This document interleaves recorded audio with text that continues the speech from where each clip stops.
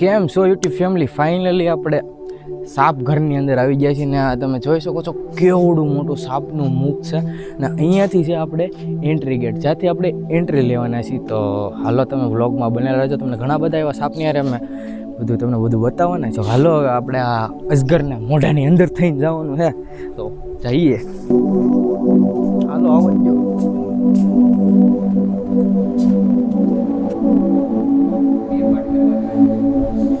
કાયદેસર 2 પાઠ કરવા હતા. મિલ ગયા જિંદા હે જિંદા.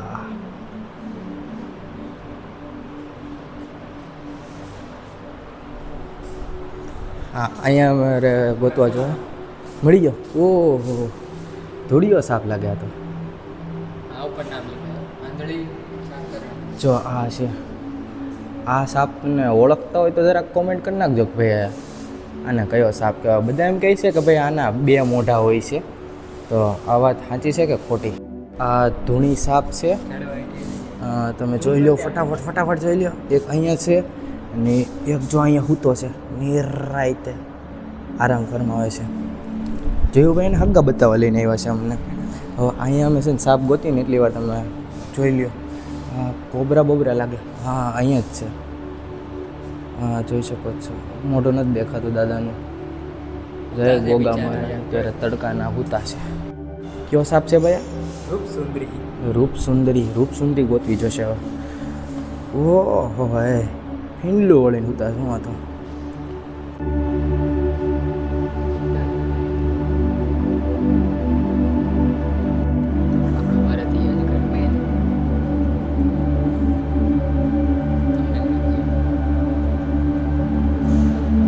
બહુ મોટો છો. એક સામે છે, એક અહીંયા છે. હવે આરામમાંથી છે. ભારતીય અજગર તમે જોઈ શકો છો, આરામમાંથી છે ભાઈ.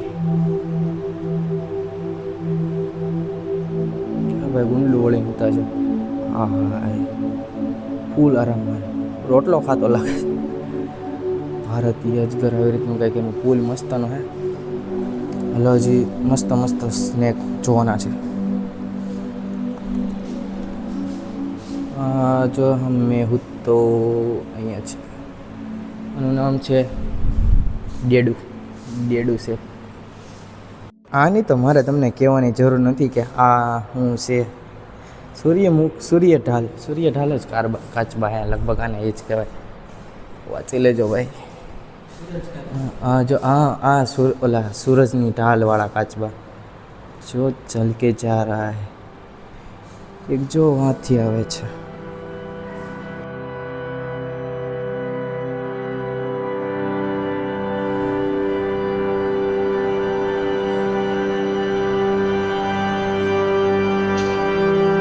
ઉંદરડા જોવાય બસ.